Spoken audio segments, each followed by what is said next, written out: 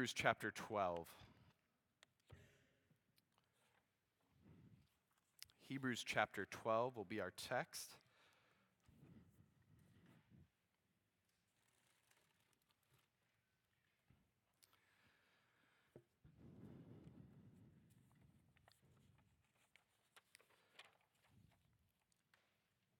I've entitled this message, Joyful Focus. Joyful Focus from Hebrews chapter 12, verses 1 and 2. Two, you might say, easy verses. They're pretty straightforward, but have a lot to say and a lot to, much content that we can commend to ourselves and be encouraged by, I trust, this morning. But before we get to the text itself, let me start with an interesting story illustration. There's a man named Cliff Young. Most of you probably have not heard of this gentleman. He's an Australian. He was a potato farmer. No one would have heard of him. Just a guy out in the bush doing his thing, keeping his farm. But in 1983, he became a little bit of a sensation around Australia. Australians typically like to root for the underdog. Anyone who's not supposed to win, they really like that person. They're going to root for that individual or that team. And he became the sort of quintessential Australian hero because in 1983, he joined up to run this ultra marathon. Now, this marathon was from Sydney to Melbourne, the two largest cities in Australia. To give you a perspective, because I wouldn't expect you to be familiar with that distance necessarily. To give you perspective, that's like someone running from Milwaukee, Wisconsin to Nashville, Tennessee. All right, it's a long, long way. And he joined up 1983 at the age of 61. He was going to run this ultra marathon, and people said, "What are you doing? Have you ever run something like this?" "Oh, no, I've never run a long distance race at all." "Okay, why are you doing this?" "Well, I always wanted to run a long distance race, and my schedule was free, so I figured I would do it now." "Okay. Do you have a coach?" "No." "Do you have a sponsor?" "No." "Do you have any idea what you're doing?" "Well, no, but it's running, so I'll just run." "Okay." Now, he showed up to the race, and I love this, with overalls and galoshes, because he was thinking it was going to rain pretty soon. And that's how he was going to run. And everyone's, thinking this guy's crazy, he's going to have a heart attack 2 miles into it. But he started running, and he was behind from the very get-go. If you could still see clips of him running online if you choose to do that. It wasn't really a run so much as it was kind of a loping gallop thing. In fact, they call it now the Cliff Young Shuffle. It's this really weird sort of shuffling movement. And he was behind right away. But because he didn't have a coach and because he had never done something like this, no one told him what was expected. He didn't read the rule book, if there was one. He didn't watch other races, and so he didn't know that after you run 18 hours in a race like this, you're supposed to sleep for 6 hours and then get back up and run 18 hours and then sleep for 6, etc., until you finish the race. That's what everyone else did. So after 18 hours, he just kept running. And in the middle of the night, he passed all the other racers who were sleeping.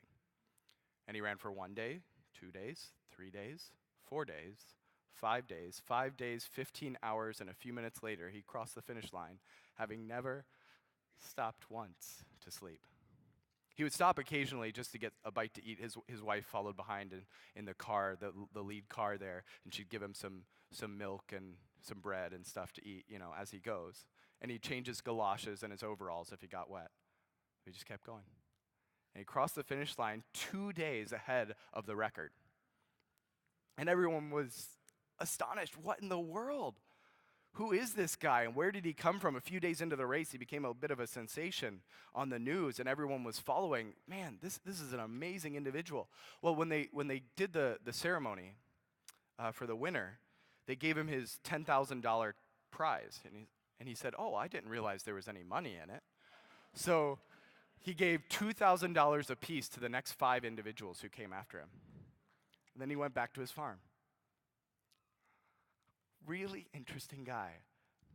And he illustrates for us, quite drastically, we might say, the idea of perseverance, patience, endurance, continuing, just plodding, 1 foot after the other. I'm going to keep doing this. Because you see, what most people didn't know about him, and only came out later, is that on his farm, He didn't have a vehicle that he could use to go and try to round up the cattle and the sheep and the other animals he had on the farm. And farms in Australia are kind of like farms in Texas. It takes forever to get across one, even in a truck or a Jeep or something like that. And since he didn't have a vehicle, when a storm front was coming in and he needed to get his animals in, he would go out, do his little running shuffle thing for a day or two at a time in all sorts of weather to round up all of his animals and get them into an enclosure.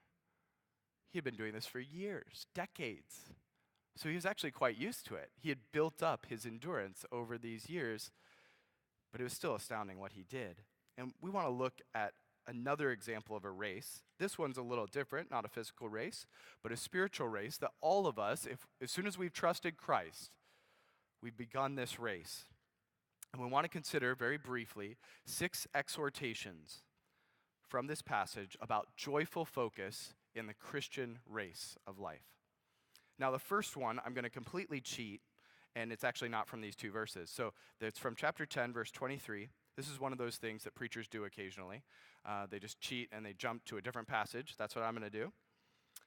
But this is in context here in Hebrews chapter 10, verse 23. It says this, and it sets us up nicely. It says, "Let us hold fast the confession of our hope without wavering. For he who promised is faithful." Hold fast the confession of our hope. No wavering. He who promised is faithful. So we might say it this way. Once you've started running, keep running. Once that race, that Christian race has begun, keep going. Don't stop. Don't look back. Eyes straight ahead. We'll find out what we're supposed to focus on here in a moment, but keep running the race. And the issue is not speed.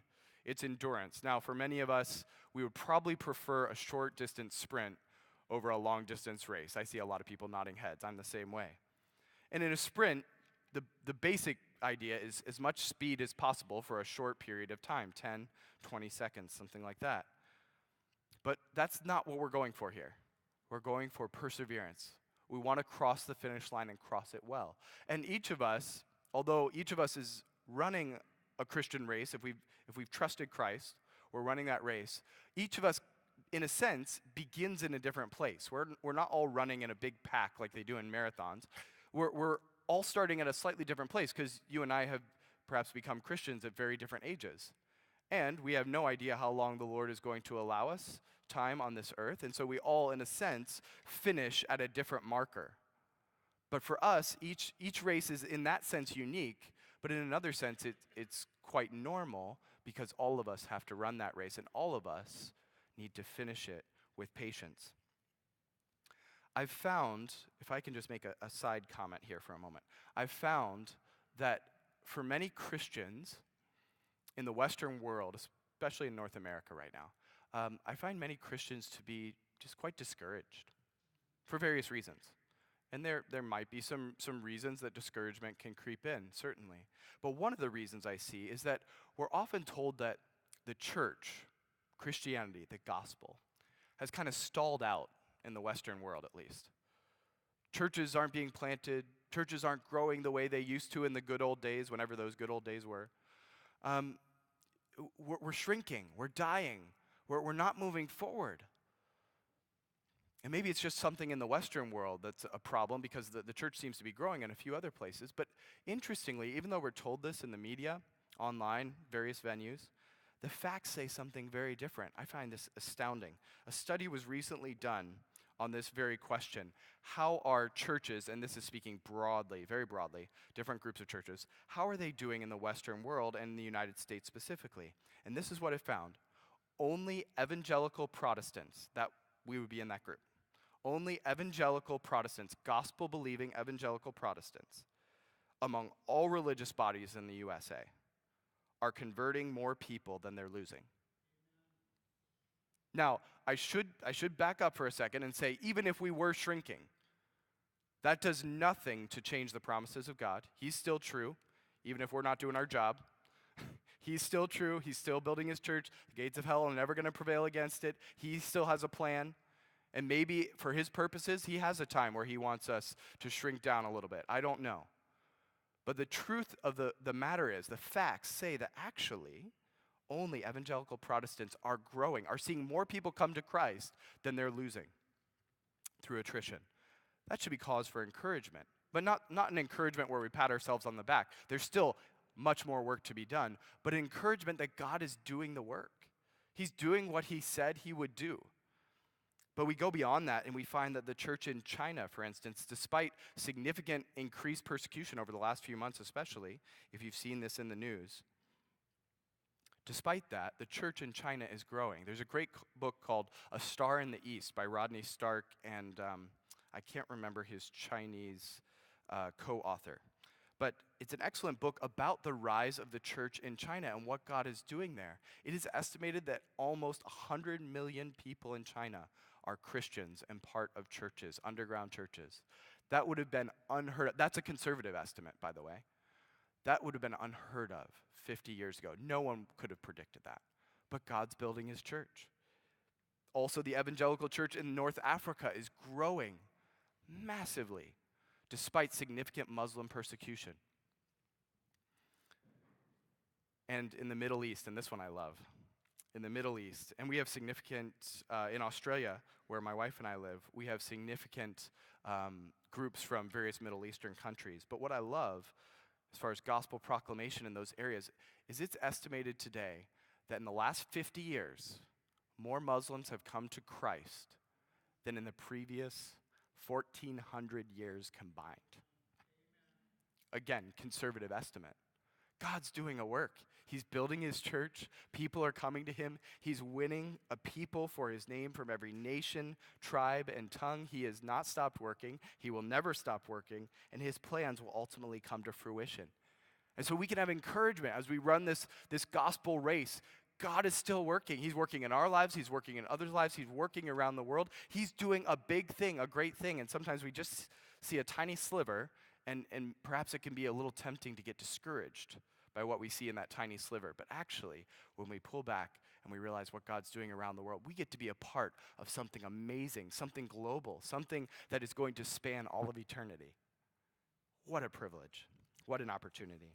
But we'll move more quickly to our second thought, and that is found in chapter 12, verse 1. It says, "Therefore, since we're surrounded by so great a cloud of witnesses, let us lay aside every weight, the sin which clings so closely to us, and let us run with endurance the race that's set before us." That first part there, we're surrounded by a great cloud of witnesses. Now, the idea here is not so much that we're, think of the Olympics. As you're running in that marathon, the last lap of that marathon is usually when the runners come into the stadium, the main stadium, and everyone's filling the stands and cheering them on. They're running that last lap. It's an exciting time. But it's not so much that the runner, you and I, are looking up into the stands to see these individuals and trying to get our encouragement from them or putting our focus on them. It's more of this sort of an idea.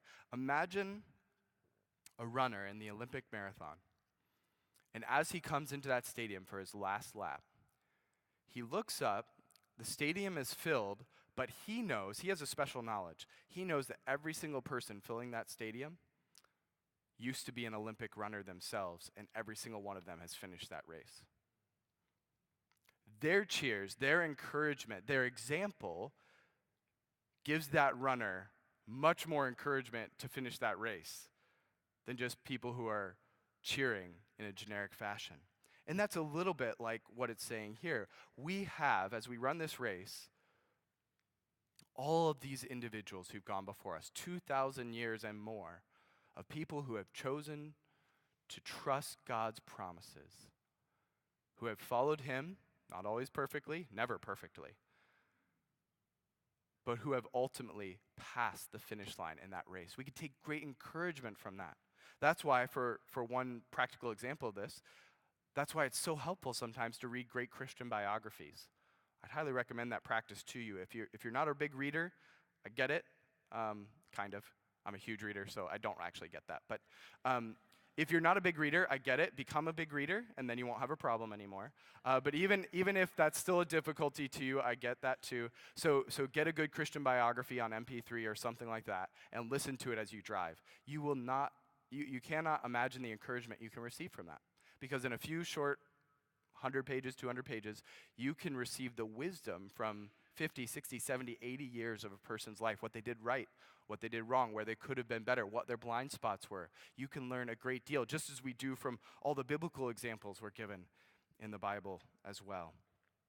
But thirdly, we're told that we're to lay aside anything that's going to hinder us, anything that's going to hold us back, anything that's going to keep us from passing that finish line, anything that's really even going to slow us down or get us off the track. And that comes in two parts. In verse 1, let us lay aside every weight and the sin which clings so closely to us. That the weights are something we'll deal with in a moment, but first let's deal with the sins.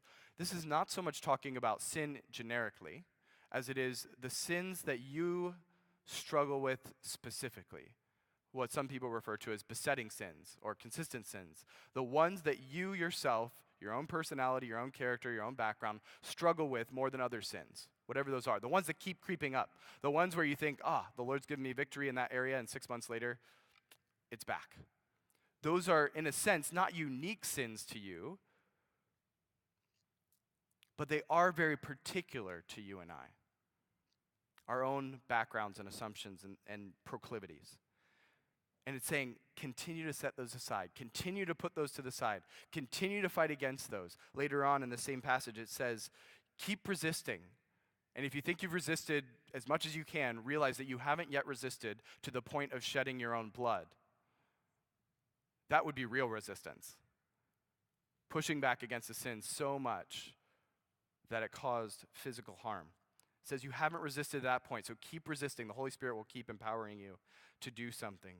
To do so, I should say. Here's a great quote from Susanna Wesley, the mother of John and Charles Wesley, the great revival preachers, Methodist ministers, and hymn writers. John wrote to his mother after he was an adult and said, could you, in a letter, give me the definition of sin that you gave me as a child when I asked you what it was? And here was her definition. By the way, this is one of the reasons you should read great Christian biographies, is because you get this sort of thing.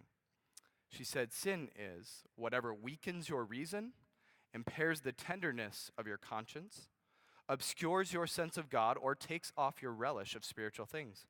In short, whatever increases the strength and authority of your body over your soul and mind, that thing is sin to you, however innocent it may be in and of itself. That's a robust definition. We're to put aside these sins, continue to fight against them, continue to put them to the sides. But then he says also these weights.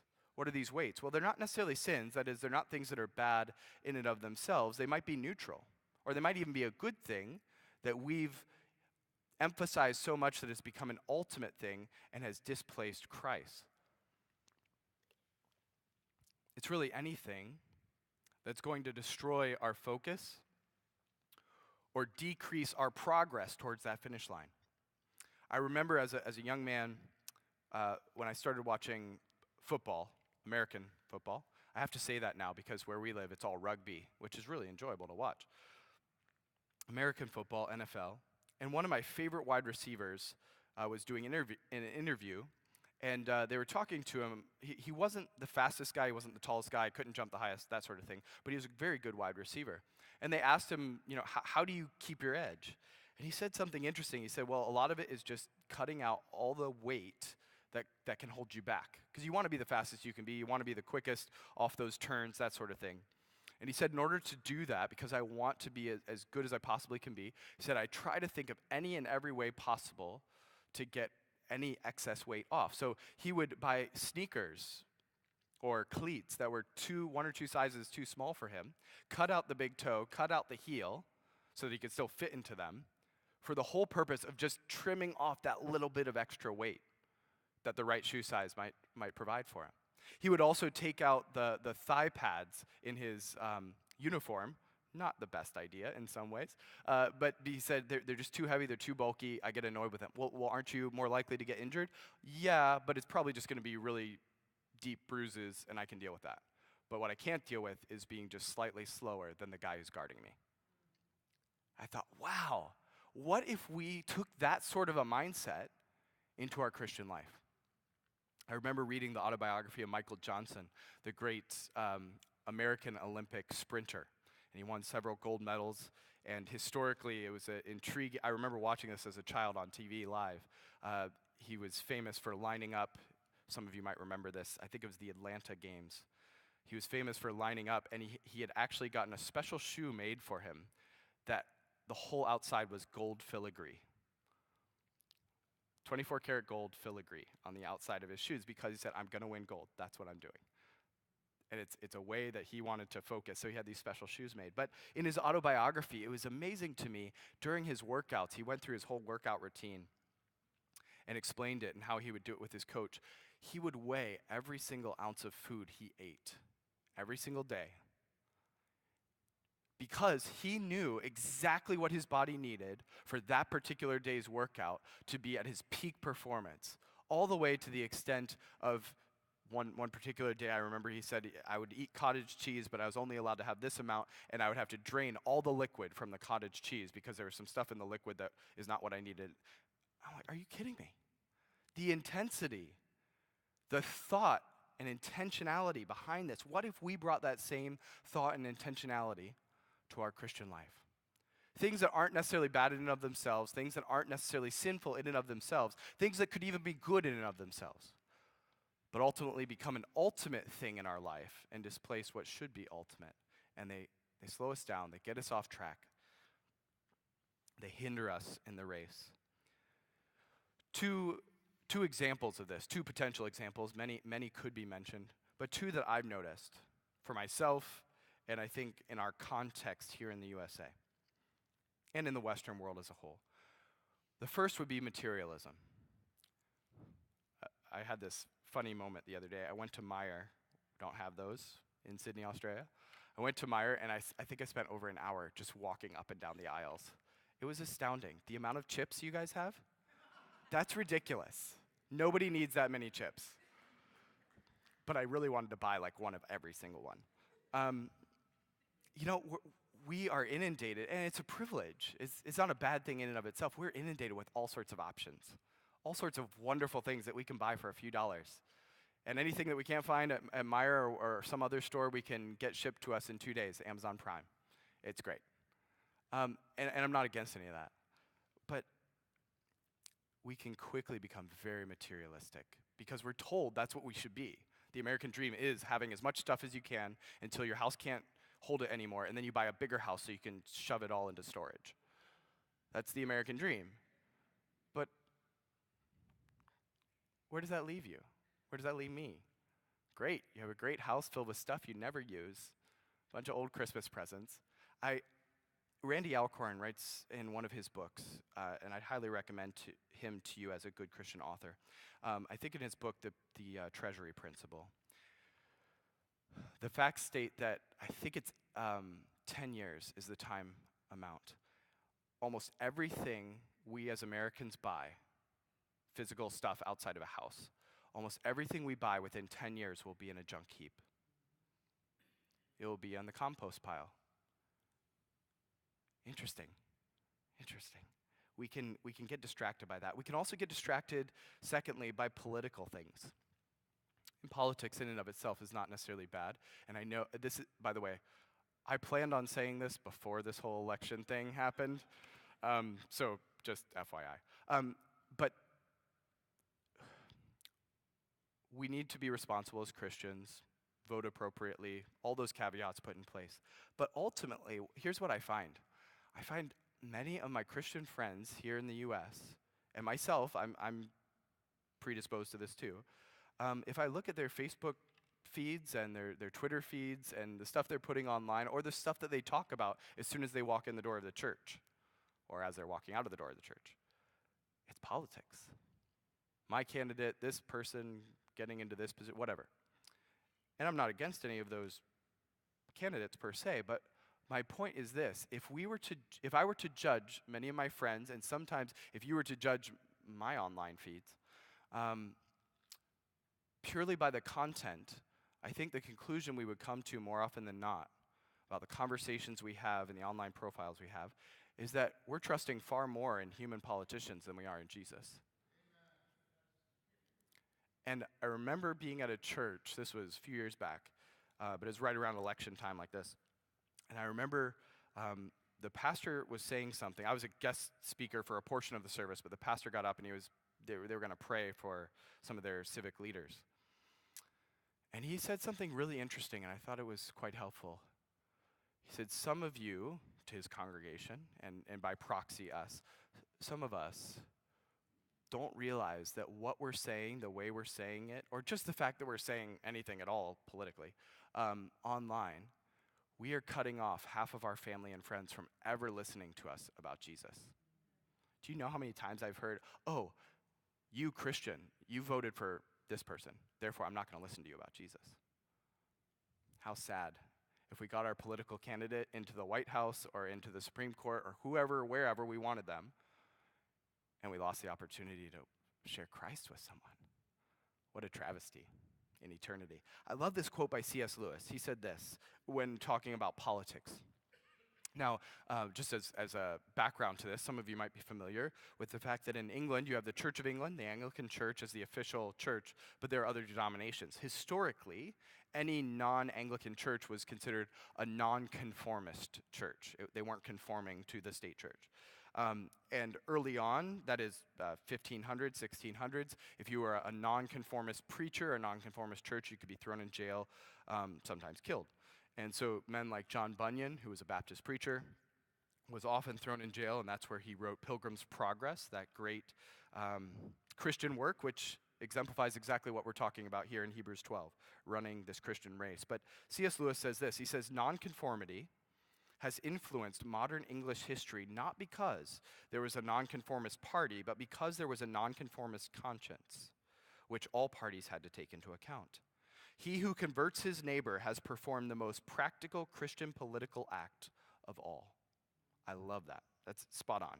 He who converts his neighbor has performed the most practical Christian political act of all. Because the best utopian concept of government you could ever come up with the best leaders, can never change the human heart.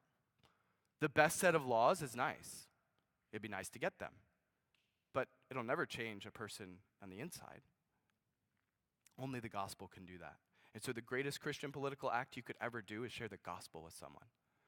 If you read the history, and here again, I would say read Christian history, read Christian biographies. If you read history of Christian revivals, true awakenings of God throughout history, what you'll find, especially in our context the last 500 years, is in every single case, when God does a great work in a particular area, a particular country, among a particular people, every single case, crime drops drastically. In New England, during the First Great Awakening, God was doing such a work that they had to shut down most of the jails. Wouldn't that be a wonderful thing? If the police officers didn't have to do anything other than just sit there at speed traps for people who are rushing to church on Sunday morning? Wouldn't that be a great thing? That would be an amazing thing. That's what God does. He changes the desires of the human heart. He changes us from the inside out. That's the greatest thing that we need. And we must be telling people. I'm going to finish very quickly here. Fourthly, run with focused endurance. That's the end of verse 1. Continue with endurance the race that's set before you. Fifthly, keep your eyes fixed on Jesus. As helpful as those other people who have crossed that finish line are, they're not to be our focus. Verse 2, looking to Jesus, the founder and perfecter of our faith, who for the joy that was set before him endured the cross. I'm going to stop it right there, but he's to be our focus. Don't get your eyes off of him. There are a lot of other good things that can become ultimate things. Don't get your focus off there. Keep focusing on Christ and follow his example. And this is where I gave you that title for this message, Joyful Focus. This is where it comes from. The end of verse 2, who for the joy that was set before him endured the cross, despising the shame, and is seated at the right hand of the throne of God. It says that there was some sort of joy, a joyful outcome that Christ had before his eyes that allowed him with joy to go through the things that he went through. But it not just to go through them and endure them, but notice what it says. He despised the shame, despising the shame. What that means is that he counted all the degradation and the horrors of the cross and living 33 years in a finite human body, born into a poor family when he was a king, getting 12 guys to follow him who half the time argued with him and told him what he should and shouldn't be doing. He's God in human form. All those limitations he allowed onto himself. He allowed himself to be in that limited frame for a time. All of that, coupled with all the shame and horror of the cross, his own people turning against him, all of that he counted as a small thing, despising the shame. That's what it means. He counted as a small thing in comparison with the great joy that was set before him. What was that great joy?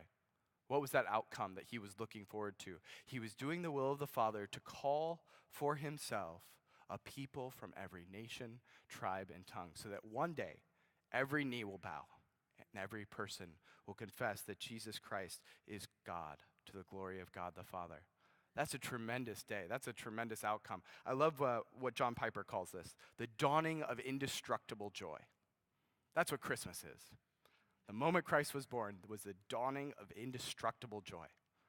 No government, no system, no political power, no tyrant, nothing in this world, no circumstance can undo what God is doing.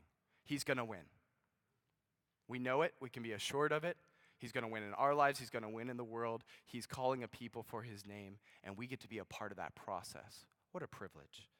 And so we can say it this way, with joyful focus, let's run with endurance the race that God has set before us, keeping our eyes focused on him. Let's pray.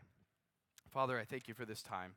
I thank you for the opportunity to look at your word, a passage written almost 2,000 years ago, and yet it has much to say to us today.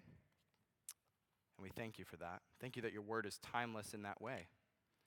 We ask that you would help us to run with patience the race that's set before us, but I am aware that it's very likely in this room there are several individuals who've never started that race. They've never trusted you. They never trusted your promises. You are not the most precious thing in their life. And so I ask that maybe this morning, that they would do that they would trust you, that they would realize that you are true, and throwing in their lot with you is the best choice, the wisest choice they could ever make. That they would turn to you in repentance and faith. And for those in the room who have trusted you, I'm also aware that many of us struggle with certain sins that are particular to us in many ways. Help us to keep laying those aside, to keep repenting of those. Thank you for your mercy. Thank you for your grace. Thank you that you do not judge us as we deserve, because you judged Christ in our place. And because of that great love, help us to respond by putting away those weights and those sins so that we can run with patience and endurance, reminding ourselves that it's not speed that's so important, but perseverance. And we know that you will take us all the way to that finish line. And we look forward to that day when we can join the nations in praising you for your wisdom and the gospel truth that you brought to this earth. Thank you for allowing us to be a small part of that. Help us to run with joyful focus. Amen.